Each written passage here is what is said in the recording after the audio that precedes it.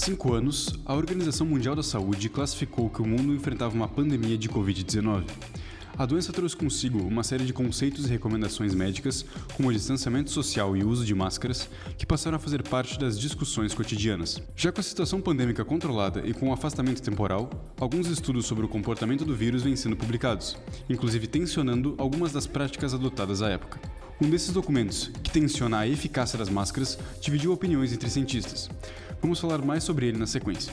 O episódio de hoje será dividido em duas partes. Na primeira, vamos falar sobre o estudo que acabei de citar, para entendermos as limitações e as reais conclusões dele.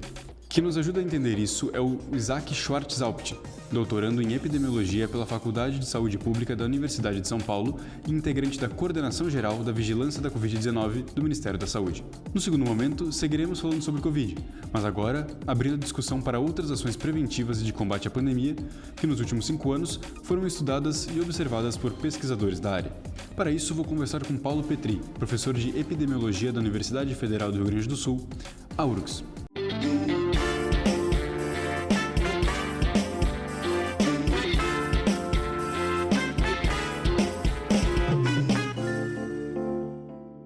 Um estudo publicado por 2 pesquisadores egressos da Universidade de São Paulo levantou suspeitas sobre a eficácia das máscaras em reduzir a transmissão do vírus causador da Covid-19. Diversos portais pela internet noticiaram que o estudo em questão concluiu que elas foram ineficazes em conter a transmissão do coronavírus durante a pandemia. Isaac, tudo bem? Por favor, pode nos explicar como esse estudo foi feito? Qual foi o método aplicado nesse estudo? Bem-vindo. Tudo beleza, obrigado, Lucas. Tudo bem. Esse estudo ele é um estudo que a gente chama de observacional, ou seja, o pesquisador ele observa o que está acontecendo, pega esses dados que ele observou e tenta ver se ele acha associações. É o primeiro tipo de estudo, é o estudo que pode levantar hipóteses, ele não testa nenhuma hipótese, porque ele está observando. Então ele não sabe, por exemplo, se aquelas observações que ele está fazendo não tem algumas outras variáveis ou outras coisas que existem que não foram observadas e podem estar explicando aquelas associações. Especificamente nesse estudo de máscaras, o que acontece? Os pesquisadores acharam uma associação entre o uso de máscaras, né, reportado pelas pessoas, e um aumento no excesso de óbitos desses 24 países que ele escolheu. E esse uso de máscara, inclusive, nem foi uma variável assim que foram pessoas monitoradas para ver se elas estavam usando. Era um questionário, um inquérito que eles chegavam e pediam para a pessoa: você usou máscara o dia inteiro quando saiu de casa? E as pessoas diziam sim. E aí, entrevistando várias pessoas, eles tinham um número lá de uma porcentagem de entrevistados que dizia sim. E aí esse número eles buscaram uma associação entre isso e o aumento de mortalidade. Só que existem várias variáveis, inclusive os próprios autores falam isso no estudo, Uhum. que podem estar confundindo essa associação. Porque toda vez que a gente tem uma outra coisa que pode ser uma causa, tanto da exposição, que a exposição nesse caso seria o uso de máscaras, quanto do desfecho, que nesse caso seria a mortalidade, se uma mesma coisa pode impactar esses dois, essa coisa pode ser um confundidor, pode ter esse caminho de confusão. E aí o próprio autor fala isso no estudo, ele diz assim, ó, esse estudo aqui pode ter outras variáveis não medidas que acabem sendo confundidores e a gente não tinha essas variáveis, então eles foram lá, olharam e disseram, ó, achamos essa associação aqui, sabe?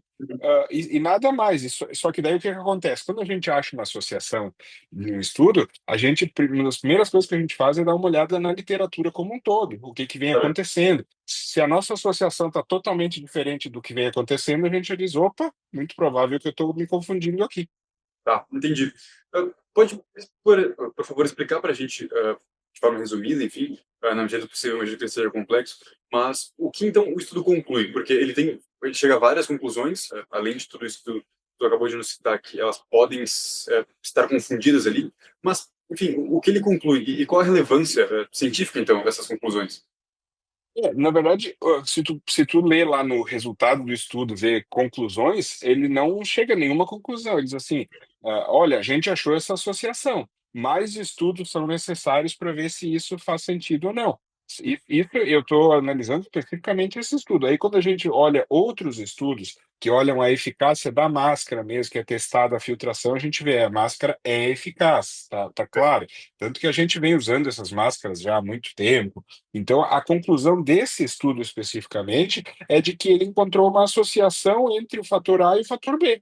Uhum. E essa associação não quer dizer que ela é causal, por exemplo, que as máscaras aumentam a mortalidade, ou pode ser, inclusive, que o aumento da mortalidade aumente o uso de máscaras, pode ser até uma correlação reversa, por exemplo, porque os países têm mais casos, né?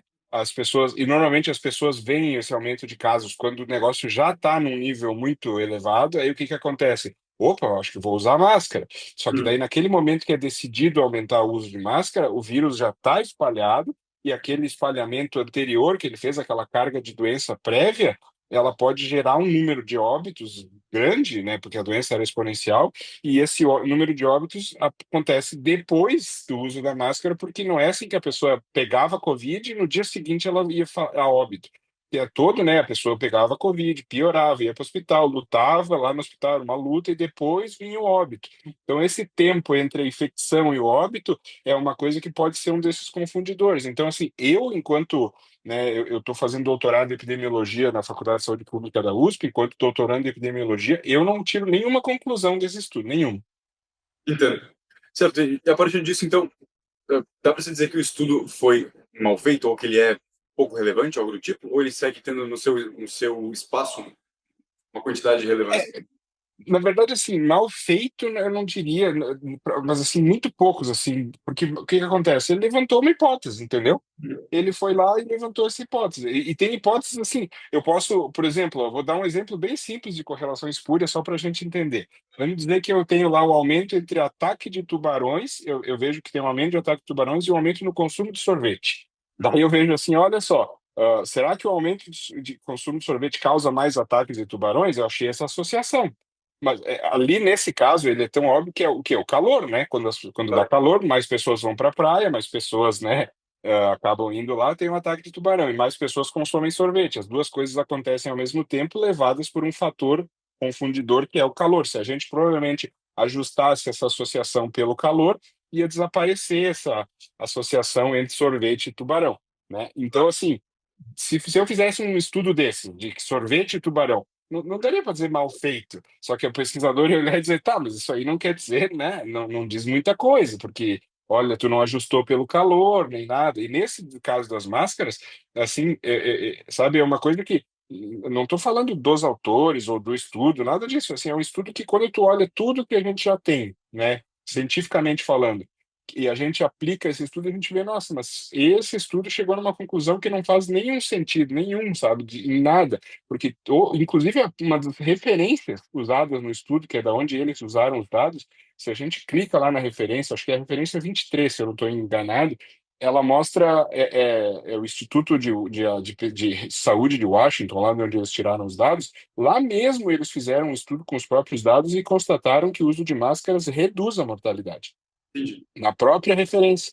Então, e aí é um outro método, outro tipo de associação, eles colocaram variáveis diferentes, Uhum. entendeu? Então, acho que o importante é isso. Quando a gente vê sei lá, uma matéria, alguma coisa dizendo, olha só, estudo conclui. Não conclui, sabe? E realmente lá ele mesmo bota essas limitações e ressalvas, inclusive. Eu acho que nem seria publicado esse estudo se ele não tivesse colocado claramente que ele tem essas limitações grandes, né, de poder estar confundindo essa associação. Certo. E tendo isso em vista, essa parte, essa última afirmação sua em relação à publicação desse estudo, imagina que a divulgação dele, e pela divulgação também, cito ali, chegar à imprensa e por meio dela chegar para a população, isso foi feito de forma correta ou imagina que tem algum indício de um viés ali participando disso? Não, eu vi de tudo, sabe? Eu vi algumas locais que falavam, estudo conclui que máscara aumenta. Não, daí eu disse, não, isso aí está totalmente errado. E ao mesmo tempo eu vi matérias reportando, dizendo, não, calma lá, entrevistando. Eu mesmo dei algumas entrevistas, né, para alguns veículos e disse, ó, não, esse estudo não é calma, não é bem assim. Né, e dizendo, ó, e justamente para a população não olhar, porque se a população em geral, assim, que não tenha o hábito de ler artigos científicos, ler o artigo científico em si, ele também não vai tirar uma conclusão, não está escrito lá nada disso. Então, se um artigo que não está escrito que A causa B, e aí tu vê uma reportagem, sei lá, uma divulgação dizendo A causa B, diz estudo, Uhum. Entendeu? Não está escrito nem no estudo, nem em nenhum lugar, sabe? A única coisa que acontece é que esse caso específico da Covid-19, ele ficou extremamente assim, ele entrou num viés que saiu um pouco da saúde pública, né? Aham, Misturou um pouco de política e partidarização e polarização. Então, eu sou a favor de tal coisa e eu sou contra tal coisa. E aham. isso para a saúde não faz diferença. Quando a gente bota os dados lá, não bota nada disso. Então, ele achou essa associação, ele resolveu publicar, né? E daí saiu aquilo. Então, assim, eu não vejo nada, esse estudo não me, sabe, ele não me diz nada e não me faz nem, inclusive, ter vontade de testar essa hipótese, porque eu já vejo que máscaras já são consolidadas na redução de transmissão de vírus respiratórios. Perfeito. Então, para a população e para as pessoas que nos assistem principalmente, a recomendação, enfim, a cânone da academia segue sendo o mesmo que vinha desde da época da pandemia, em relação a Com eles, eu digo.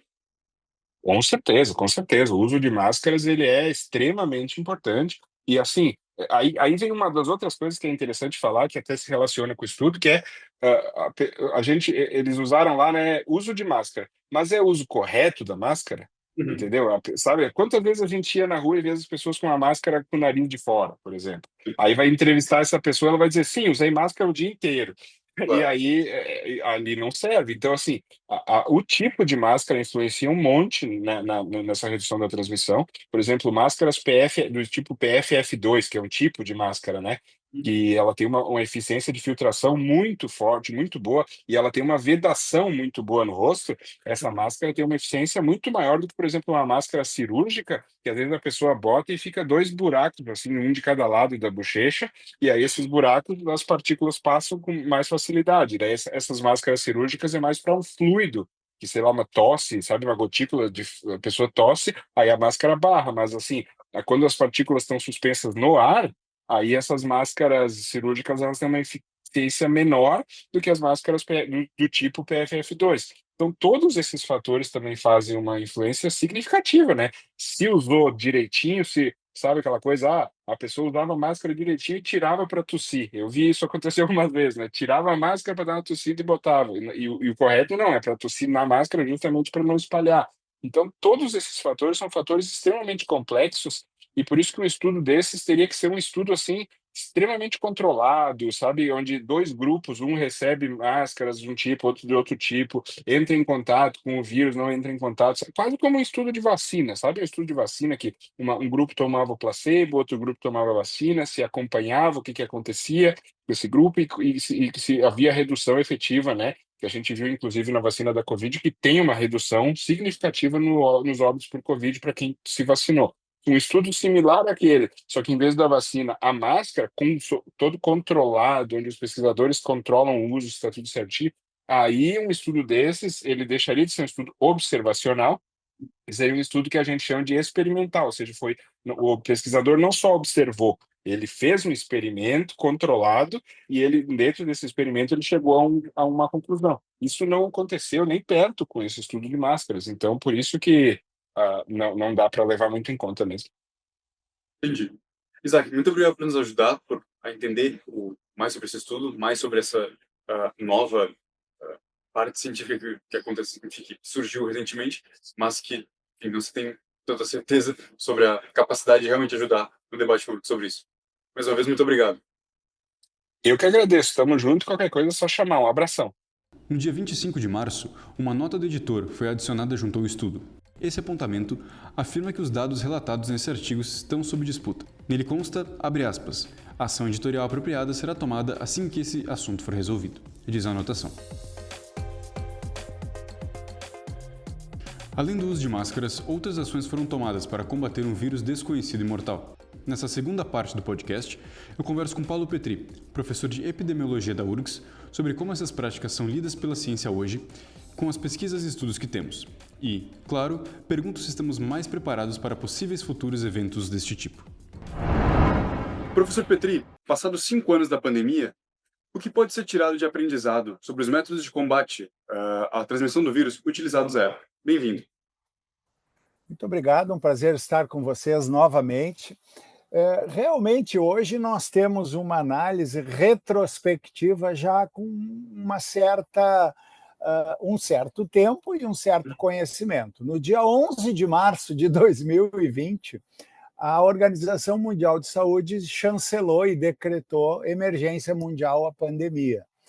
E, num primeiro momento, nós todos fomos pegos de surpresa, embora o coronavírus não fosse novo, são vírus conhecidos, mas o SARS-CoV-2 original, e depois as suas diferentes variantes, ela nos surpreendeu. A pandemia, ela surpreendeu o mundo, ela assolou o mundo de uma forma avassaladora. Nós tivemos mais de 7 milhões de mortes ao redor do mundo, mais de 715 mil mortes no Brasil e mais de 43 mil mortes no Rio Grande do Sul, o que é uma cifra astronômica, se a gente pensar que não são números, são pessoas, são seres humanos, são famílias que foram afetadas.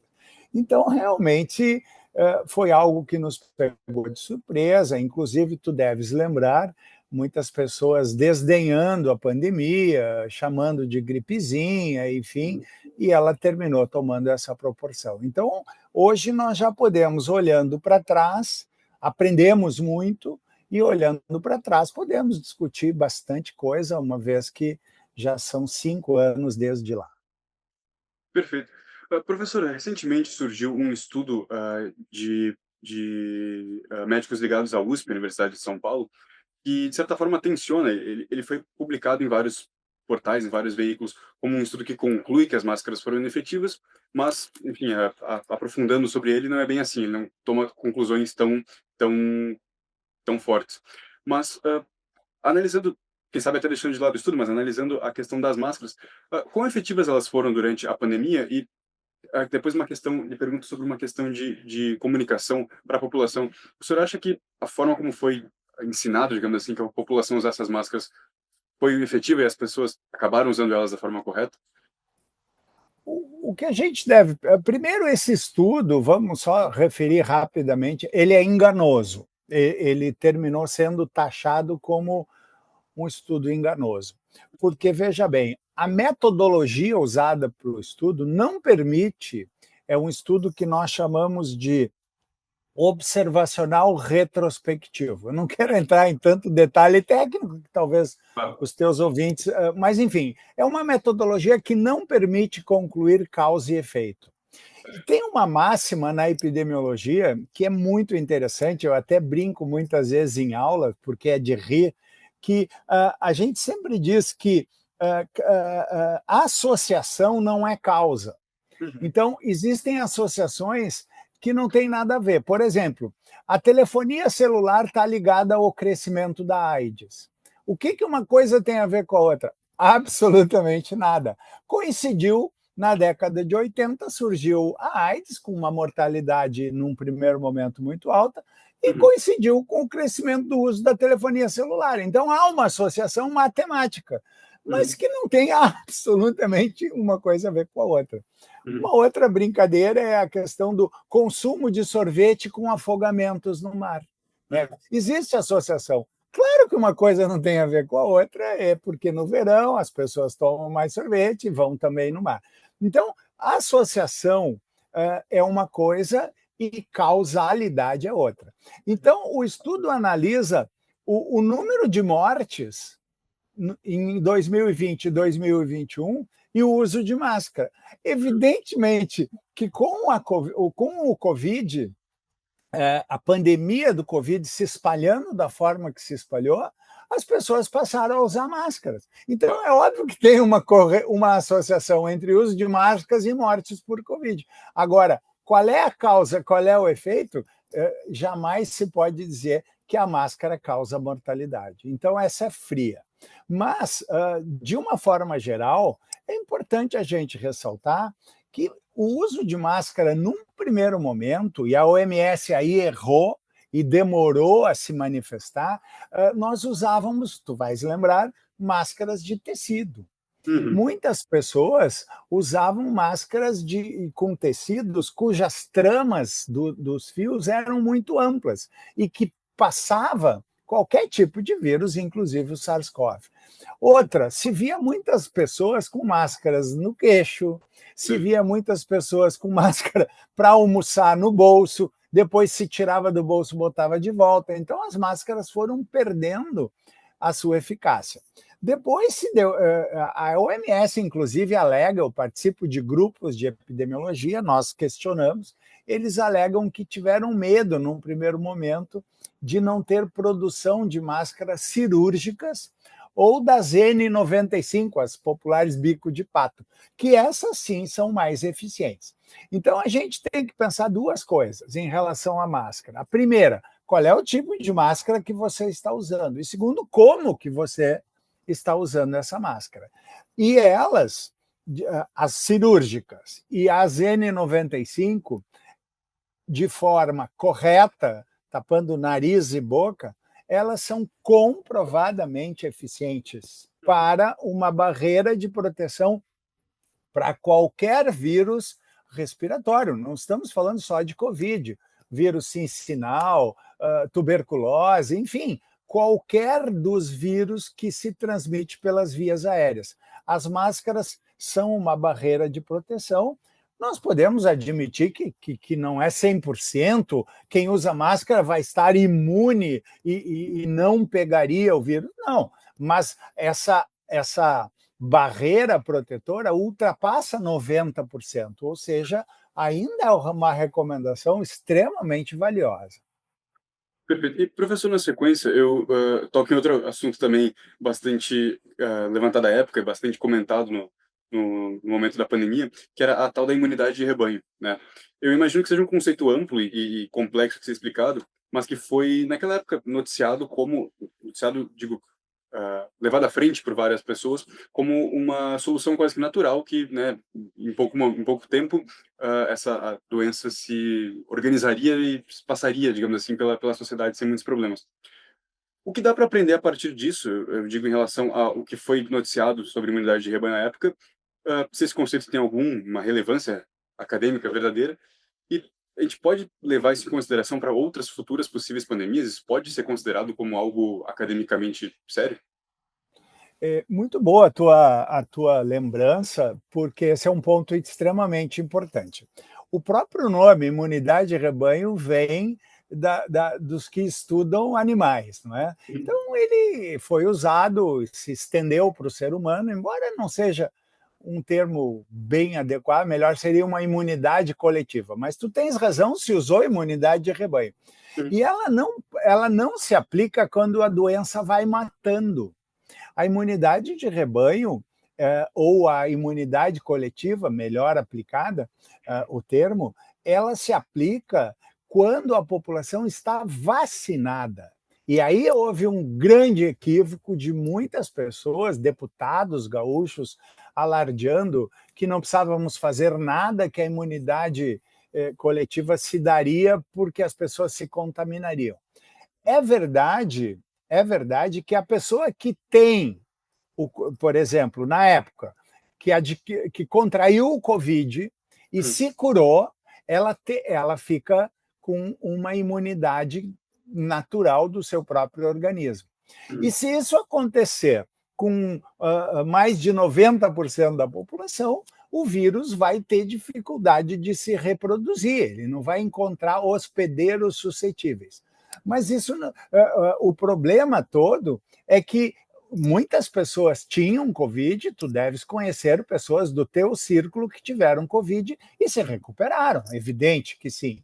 Mas, por outro lado, nós temos esses números de mortes que eu já citei, não vou repetir. Então, era uma doença que era grave, levava ao óbito, levava a internações, levava a quadros graves, mesmo que depois a pessoa se recuperasse.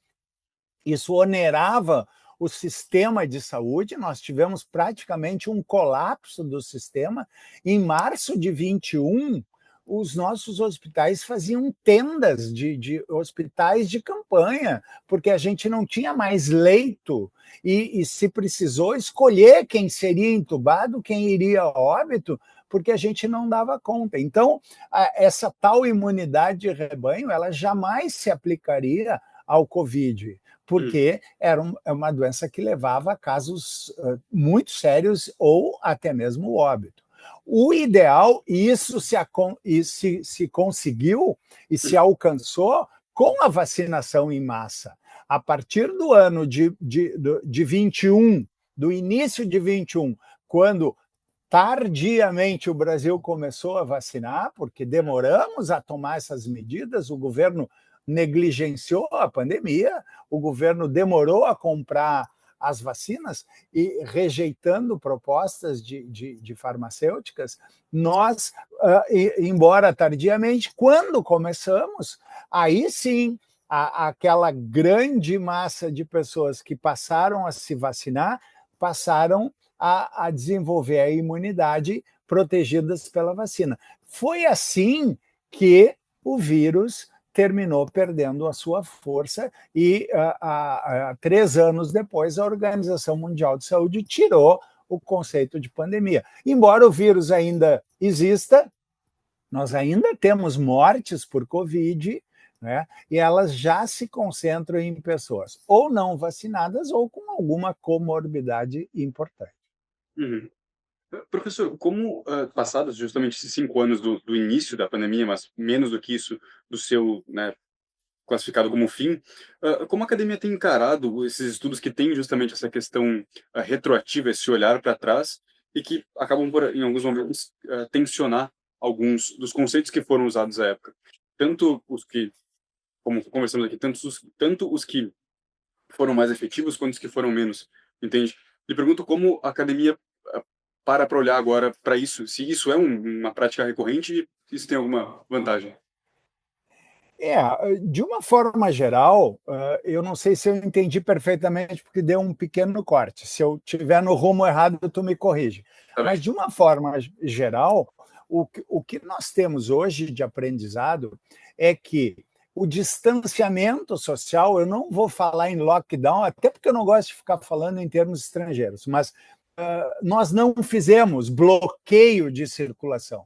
Nós tivemos algumas medidas de distanciamento.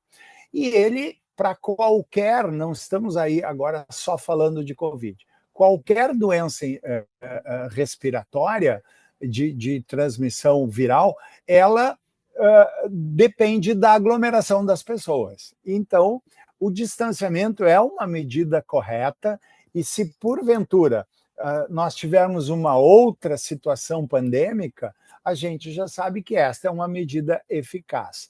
A ventilação de ambientes também é extremamente importante, né? Os ambientes com aglomeração e fechados, eles são propensos e proporcionam contaminações. E uma outra medida, o uso de máscaras, novamente, como uma barreira importante, mas tem uma outra medida que nós não fizemos e já aprendemos, não sei se faremos, porque tem questões econômicas, mas é evitar a circulação de pessoas. Hoje, o mundo vive uma superpopulação, o mundo nunca teve tantos habitantes como hoje em dia, e portanto, somos muitos. E especialmente a aviação, nós nos locomovemos muito rapidamente. Nós podemos estar conversando agora e amanhã você estar na Europa ou na Ásia, porque você toma um avião hoje e em 10 horas, 11 horas está em outro continente. E foi isso que aconteceu, né? As pessoas continuaram viajando, tanto que o primeiro caso notificado, certamente não foi o primeiro caso, mas notificado oficialmente de morte por Covid no Brasil, foi no mês de março em São Paulo, de um senhor que veio da Itália, né? Então ele trouxe o vírus. Tu imagina um avião lotado, fechado, quantas pessoas, ainda não se usava máscara, quantas pessoas foram contaminadas? No nosso carnaval de 2020, 2020 o vírus já circulava no mundo, nós recebemos turistas, aglomerações ocorreram. Então, essas medidas nós chamamos de medidas não farmacológicas. Né? Essas medidas seguem sendo importantes para qualquer doença de transmissão viral. Perfeito. Professor, olhando para trás agora, a partir do que se estudou logo depois da pandemia até esse momento, como o senhor, uma opinião sua, como o senhor diria que nós estamos nesse momento? Eu digo nós como sociedade, mas também possivelmente como governantes ou algo do tipo, estaremos mais preparados se uma possível pandemia acontecer no futuro? Eu acho que sim. Nós aprendemos muito, nós descobrimos a vacina em tempo recorde. Isso é uma coisa muito interessante, não é? A vacina mais rápida até então, antes do Covid, a ser descoberta foi a da cachumba, que demorou 4 anos. E a vacina do Covid demorou 11 meses para ser elaborada. Tanto que era uma crítica de alguns anti-vacinas de que ela foi muito rápida. Na verdade, é um desconhecimento e uma notícia falsa, porque a vacina ela vem de uma tecnologia de RNA mensageiro que se estuda há mais de 10 anos. Não para o Covid, porque ele não existia. Se estudava vacinas de RNA mensageiro, por exemplo, se estudava o RNA mensageiro para o câncer, para doenças também. Então, era uma tecnologia que já existia. O que aconteceu foi que os pesquisadores que dominavam essa tecnologia, em função da emergência do Covid, passaram a se dedicar ao Covid, e a vacina foi, então, elaborada em 11 meses, em tempo recorde, o que é tranquilamente em função, a gente consegue entender isso em função da estrutura tecnológica que hoje nós temos, e há 10, 20, 30 anos atrás não se tinha. Tanto é verdade que isso foi tão fantástico que os 2 principais descobridores das vacinas ganharam o Prêmio Nobel de Medicina pelo seu grande trabalho, e hoje, sem dúvida nenhuma, nós só não temos mais essa mortalidade por Covid graças às vacinas. Perfeito. Professor Paulo Petri, muito obrigado por conversar com a gente, nos ajudar a entender, enfim, toda essa complexidade das medidas de combate à transmissão do vírus, e agradeço de novo por essa parte todo esse esclarecimento, e até a próxima. Muito obrigado pelo convite, foi um prazer estar com vocês novamente. Eu sempre digo que a imprensa teve um papel muito legal na pandemia, pelo menos a imprensa séria, comprometida com a verdade, e nos oportunizou esclarecimentos importantes. Também te agradeço e espero que tenha sido útil. O Direto ao Ponto de hoje fica por aqui. Para ouvir outros episódios deste podcast, basta acessá-los no site do Correio do Povo, no YouTube ou no seu agregador de podcasts preferido. Você pode receber a newsletter com os principais podcasts produzidos pelo Correio do Povo no seu e-mail. Basta se inscrever em nossa página. A produção, roteirização e apresentação foram realizadas por Lucas Kesk. A edição por Felipe Gerlach. Obrigado por nos acompanhar e até a próxima.